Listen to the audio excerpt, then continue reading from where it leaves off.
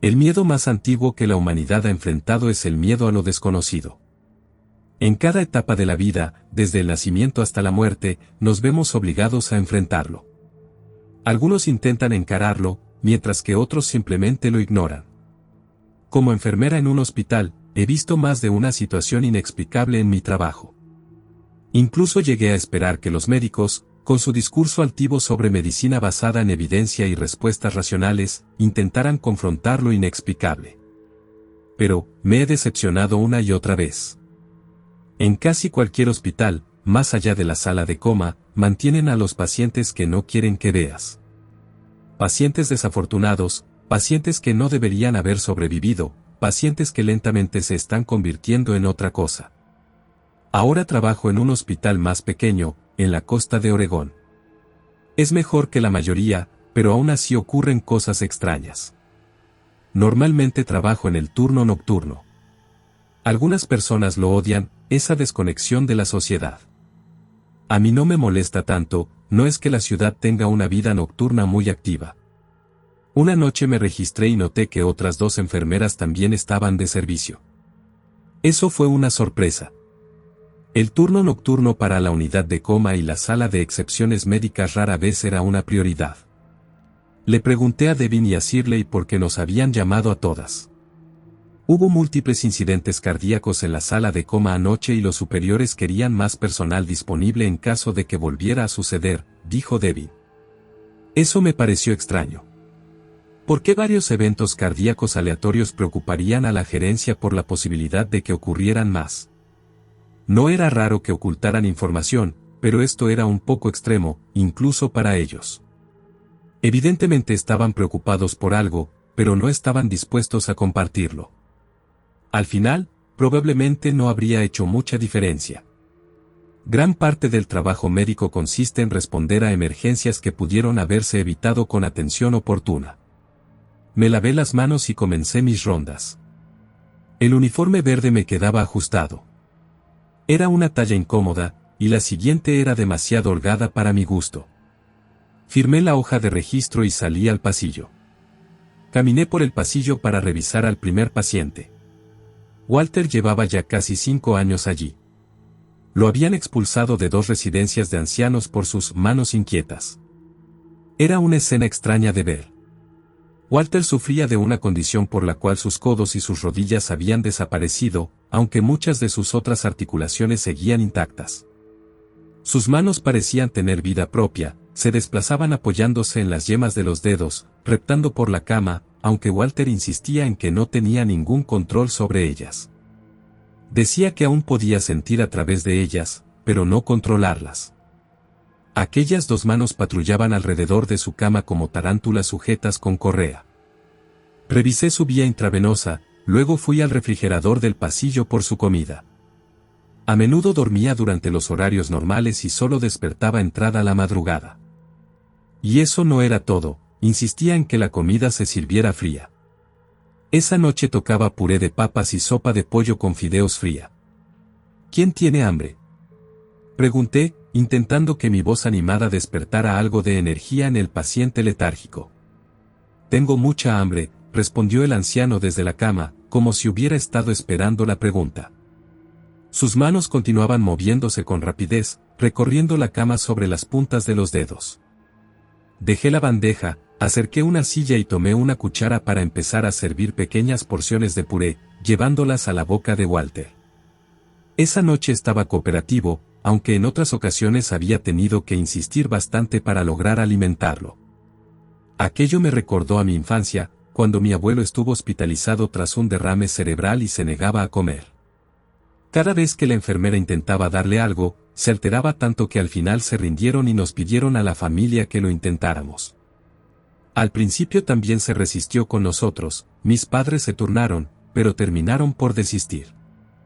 Cuando me tocó a mí, el abuelo también se opuso, aunque fui paciente, con el tiempo se cansó y logré que tomara un poco de caldo. Fue como si eso quebrara algo dentro de él, su resistencia a seguir viviendo, y aunque sobrevivió, quedó paralizado durante 9 años más.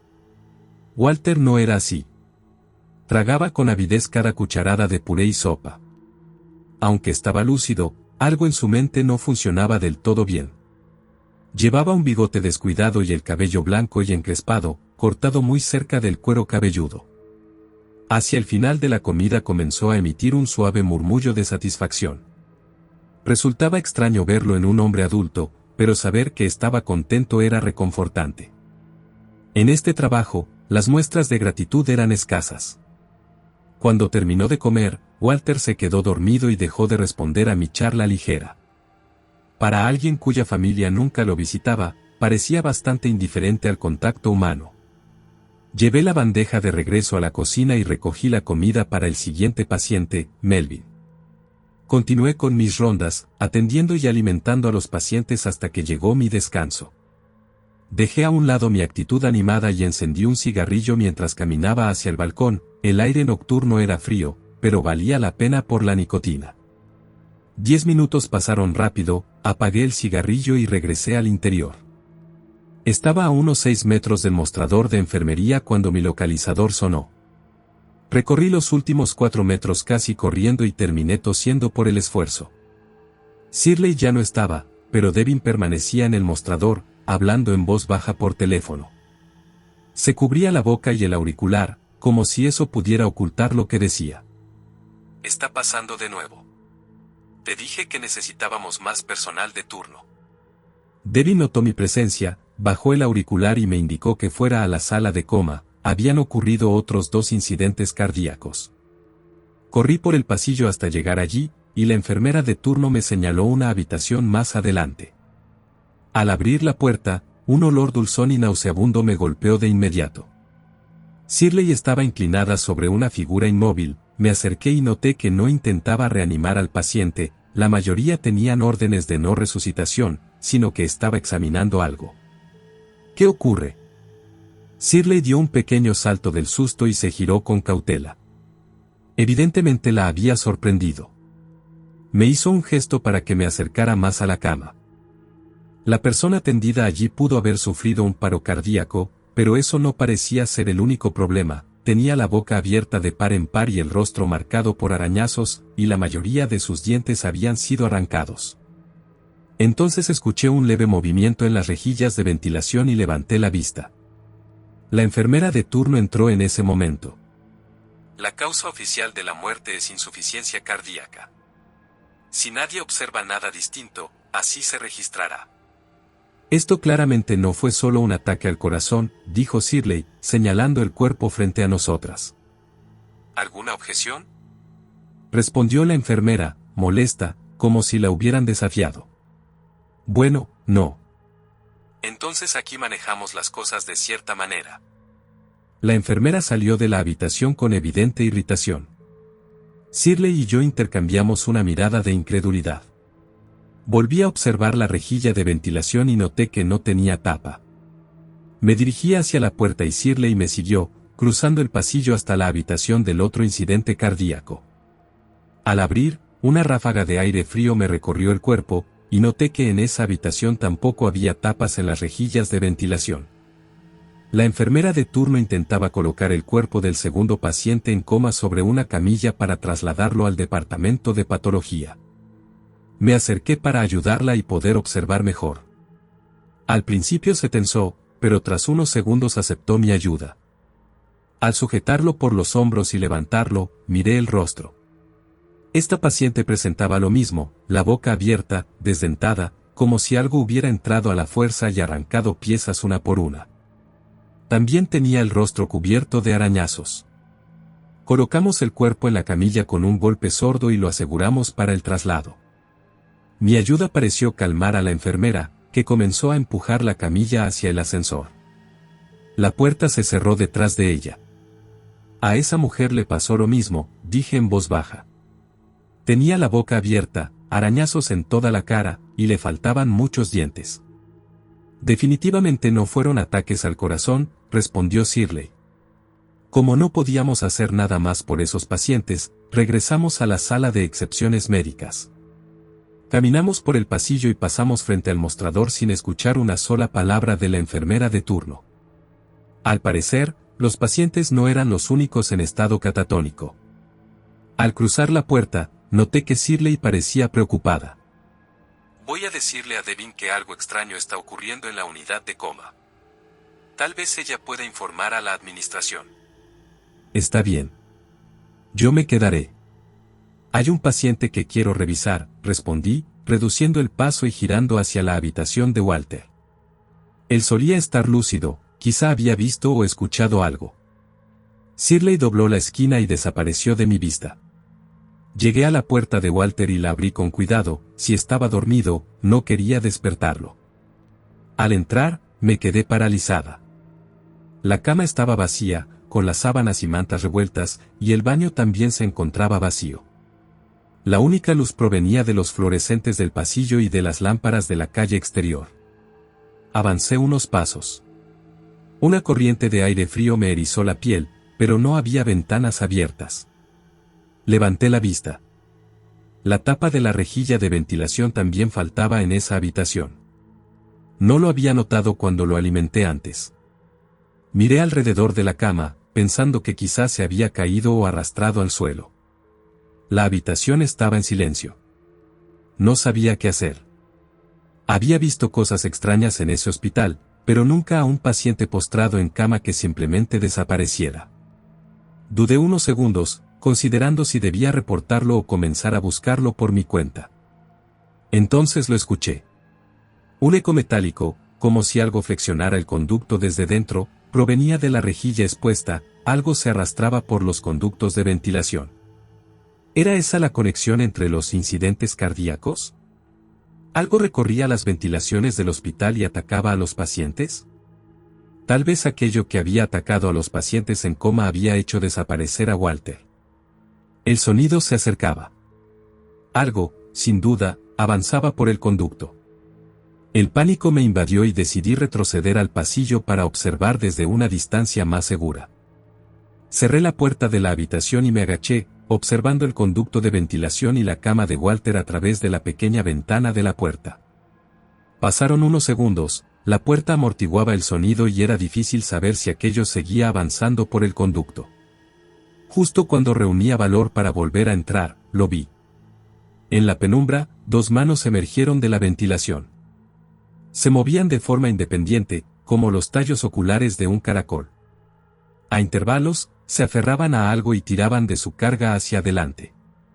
No parecían tener articulaciones, más bien se desplazaban relajándose y contrayéndose, como si fueran músculos sueltos bajo la piel. Me invadió una mezcla de fascinación y repulsión. Quería ver qué estaban arrastrando, pero el sentido común me decía que no quería que aquello me viera a mí. Un traqueteo metálico, seguido de un golpe seco, resonó dentro de la habitación. No era lo bastante fuerte como para alertar a Shirley o a Devin, pero sí claramente audible desde el otro lado de la puerta. Entonces lo escuché. Un sonido húmedo, rítmico, avanzando desde la cama hacia la puerta. Contuve la respiración y me aparté, lista para correr, fijando la mirada en la puerta como si fuera a abrirse en cualquier momento. En cambio, escuché el golpe seco de la puerta del baño al cerrarse.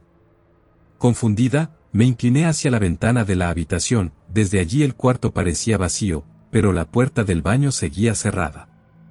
Apoyé la oreja contra la puerta y entonces lo escuché: vómitos. No simples arcadas secas, sino algo más denso, más pesado. Sonaba como si pequeños objetos sólidos cayeran dentro del inodoro o del lavabo, como piedras o fragmentos duros chocando contra cerámica. Tras 4 o 5 espasmos, el sonido cesó. Luego escuché el grifo abrirse. Lo que estuviera dentro parecía estar lavándose.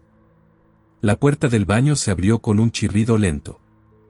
Aquello que estaba unido a esas manos se arrastró fuera y regresó hacia la cama de Walter. El sonido húmedo y arrastrado se fue apagando poco a poco. Pegué más la oreja a la puerta, intentando captar cualquier otro ruido. ¿Qué estás haciendo? Me sobresalté. A unos 3 metros de mí estaba Devin. La escena no se veía nada bien, una enfermera agachada, espiando a un paciente. El hospital ya había enfrentado demandas por robo. ¿Bastaría una excusa improvisada? Creo que se me cayó mi credencial cuando regresaba de la unidad de coma. ¿Te refieres a la que tiene sujeta el uniforme? Miré hacia abajo. Tienes razón. Qué torpeza la mía. Devin me observó con frialdad durante unos segundos. Walter no ha tenido control de hidratación en las últimas 2 horas. Revísalo antes de volver a la estación. Mi excusa había funcionado. Claro, respondí. Miré por la ventana de la habitación. Walter estaba de nuevo en la cama, como si nada hubiera ocurrido. ¿Había alucinado? Estaba segura de haber visto y escuchado algo imposible. Devin se dio la vuelta y caminó hacia la estación. Abrí la puerta con rapidez. Si algo iba a pasar, prefería que sucediera mientras ella aún estuviera cerca. La habitación permanecía en penumbra, el silencio era absoluto, y la tapa de la ventilación estaba en su lugar otra vez, y el aire ya no era tan frío. Avancé. Pasé junto al baño. Walter estaba exactamente como lo había dejado, de lado, de espaldas a la puerta. ¿La cama había estado realmente vacía? ¿Estaba agotada y delirando? Me acerqué con cuidado, procurando no despertarlo, y estaba a punto de darme la vuelta cuando vi una de sus manos asomarse por encima del hombro. Se deslizó por su espalda y se aferró a la barandilla de la cama. En un solo movimiento coordinado, el brazo se contrajo y giró su cuerpo hacia mí. Eso no era posible. Walter no tenía articulaciones funcionales, yo misma lo había alimentado durante horas porque no podía valerse por sí mismo. Pero ahí estaba, sonriéndome. Incluso en la oscuridad pude distinguir restos de comida entre sus dientes. Comida que no estaba allí cuando lo alimenté. Di un paso atrás. Sus ojos se abrieron de golpe. No eran iguales. Al principio no supe que los hacía distintos, hasta que lo entendí. Parecían ojos detrás de una máscara, como si la piel de Walter fuera solo una cubierta. Un líquido negro, espeso como aceite, se filtraba por los bordes y oscurecía el blanco de sus ojos. Su sonrisa se deformó en un rictus antinatural. Sentí el impulso de apartar la mirada y retrocedí, pero sin dejar de vigilarlo avancé hasta la puerta. Choqué contra ella, tanteé el picaporte y la abrí con torpeza. Retrocedí hacia la luz del pasillo y miré una última vez por la ventana. Walter seguía en la cama, con sus ojos completamente negros fijos en mí. Aparté la vista un segundo, y cuando volví a mirar, estaban cerrados. Nunca supe cómo reportar lo que vi esa noche, ni siquiera si era prudente hacerlo. ¿Quién me creería? Aún me costaba creerlo a mí misma. Intenté mencionar el tema con Devin en un par de ocasiones, pero nunca admitió que hubiera algo extraño en Walter. Después de eso, evité quedarme a solas con él. Siempre me aseguraba de que Shirley o Devin estuvieran cerca si tenía que entrar en su habitación. Creo que Devin se informó lo que Shirley y yo vimos en la sala de coma. Un día, cuando llegué a mi turno, me dijeron que había sido trasladada. Ahora trabajo en el área de traumatología. Hay más sangre, más gritos y más urgencias que pueden explicarse con radiografías y análisis. Durante semanas me repetí que eso era mejor, que lo que vi aquella noche podía archivarse como agotamiento o sugestión. Intenté convencerme de que el turno nocturno, el estrés y el cigarrillo habían hecho el resto. Evité preguntar por Walter. Evité pasar cerca de la unidad de coma. Evité mencionar el tema frente a otros compañeros. Pero la curiosidad terminó matándome. Una noche, casi por impulso, revisé el sistema interno de pacientes. Walter ya no aparecía como activo. Su expediente mostraba una sola anotación, alta administrativa. No había hospital de traslado, no había certificado de defunción, no había detalles. Solo esa línea fría y perfectamente redactada. Intenté llamar a Shirley al terminar mi turno, pero el teléfono sonó varias veces antes de pasar al buzón de voz. Luego llamé a Devin y ocurrió lo mismo. Pensé que sería coincidencia, que quizá estaban durmiendo, así que volví a intentarlo un par de días después, pero para entonces los números ya no existían. Cuando pregunté discretamente en recursos humanos, me dijeron que ambas habían renunciado casi al mismo tiempo. No dejaron dirección de contacto ni aviso previo, no hubo despedidas, simplemente dejaron de trabajar allí. Eso no tenía sentido. Con el paso de las semanas comenzaron a escucharse comentarios extraños también en traumatología. Pacientes sedados que despertaban asegurando haber oído movimientos dentro de las paredes. Un residente juraba que una tapa de ventilación apareció en el suelo del quirófano sin que nadie la tocara. Mantenimiento aseguraba que todas estaban firmemente aseguradas. Una noche, mientras revisaba signos vitales, sentí una corriente fría recorrerme la nuca. Levanté la vista y noté que la rejilla sobre la puerta estaba ligeramente desalineada. No abierta del todo, no caída, solo lo suficiente como para que alguien notara que había sido manipulada. Intenté ignorarlo. Hasta que comenzaron las desapariciones. Primero fue un paciente anciano en recuperación. El informe decía traslado externo, pero nadie sabía a qué hospital. Luego una mujer en observación cuya cama apareció vacía durante el cambio de turno. El sistema indicaba que había sido derivada, aunque ningún médico recordaba haber firmado la orden. Cada vez que hacía preguntas, las respuestas eran breves, administrativas, perfectamente estructuradas. Exactamente como aquella noche en la sala de coma.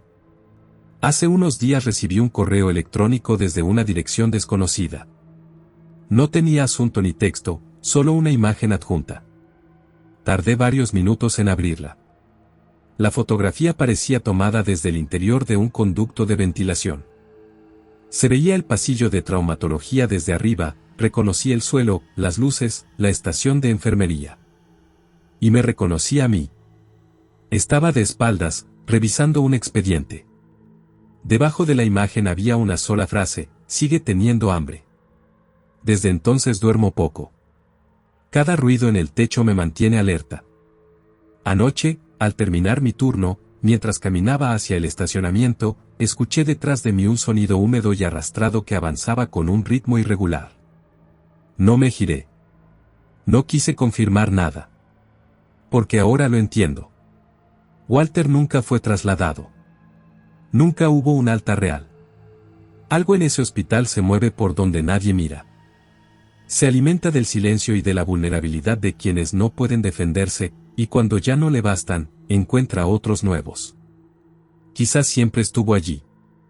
Quizás solo necesitaba que nadie hiciera demasiadas preguntas. He intentado buscar a Shirley y a Devin en redes sociales, pero sus perfiles desaparecieron. No hay registros recientes, no hay actividad. Es como si hubieran sido borradas. Esta noche vuelvo a estar de guardia. El aire que sale de la ventilación sobre mi estación está más frío de lo normal.